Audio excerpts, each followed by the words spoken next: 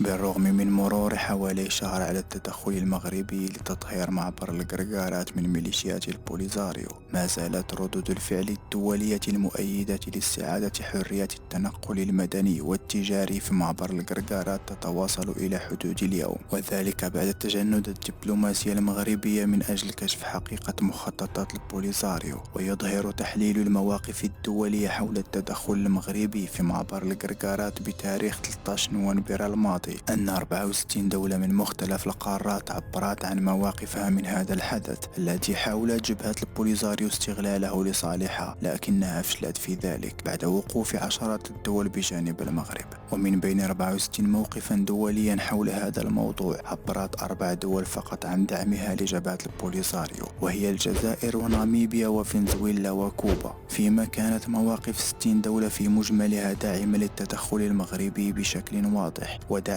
إلى احترام القرارات الدولية المتعلقة باحترام وقف إطلاق النار وعدم تغيير الوضع القانوني بالمنطقة، وهو موقف في حد ذاته يخدم مصالح المغرب ولا يدعم الأطروحة الانفصالية. وإلى حدود اليوم أعلنت 9 دول عربية دعمها للمغرب في أزمة القرقارات الأخيرة، وهي الإمارات، السعودية، الأردن، البحرين، قطر، سلطنة عمان، الكويت، اليمن ومصر. أما الدول الإفريقية التي كانت كتراهن عليها جبهة البوليزاريو باعتبارها عضوا في الاتحاد الإفريقي، فإن 22 دولة عبرت عن دعمها للموقف المغربي، وهو ما يعكس نجاح دبلوماسية الرباط في تغيير مواقف عدد من دول القارة السمراء التي كانت تدعم جبهة البوليزاريو الانفصالية. كما أعربت جمهورية أذربيجان عن تأييدها لجهود المغرب من أجل استعادة حرية التنقل المدني والتجاري في معبر القرقارات. وقالت وزارة الشؤون الخارجية الأذربيجانية في بيان لها صدر يوم الجمعة 4 دجنبر إن جمهورية أذربيجان تعرب عن دعمها للسيادة الترابية للمملكة المغربية. كذلك أعربت حكومة جمهورية الطوغو عن دعمها لحق المغرب في الدفاع عن سيادته ووحدته الترابية من خلال إعادة إرساء حرية تنقل الأفراد والبضائع في معبر القرقارات الذي يربط المملكة المغربية بموريتانيا.